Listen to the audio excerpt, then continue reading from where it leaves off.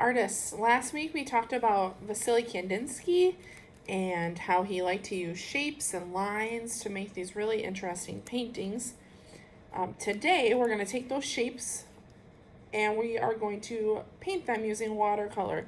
So if you remember, watercolor needs water to work. The paints are dry and they need to be woken up with water. So you're going to have your palette that you'll share with a neighbor, a water cup that's only filled halfway, and then a good brush. When we're painting, we only want to paint inside of the shapes. So, for example, I'm going to gently swirl in my blue here. And this would be the inside of a shape. So I'm going to do my best to stay inside the lines. Do you think it's okay if I accidentally go outside the lines? Yes. Sometimes that happens, but I'm going to do my best. All right.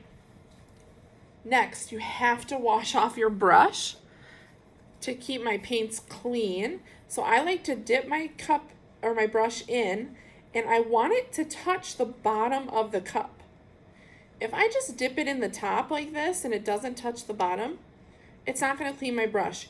You want to bounce it around like a little bunny, that's what I think of, and clean the brush, or you can swirl it. Then if the brush is dripping, you wipe it on the lip. So I'm going to say that again. If there's a drip, wipe it on the lip and go to your next color. Do not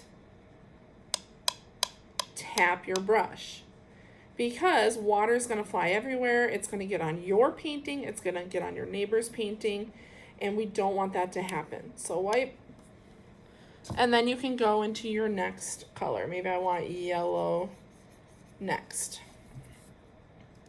And you can just go ahead and keep painting. You're going to have to repeat colors, and that's a-okay. So I'm going to go ahead and I'm going to finish painting in my whole canvas.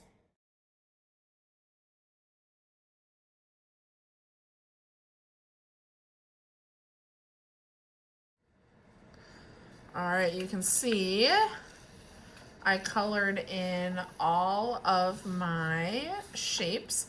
I left my lines. There's also like little circles like here and here. You can choose to paint those. I decided to leave them white for our next step. So when you're completed, this goes on to the drying rack.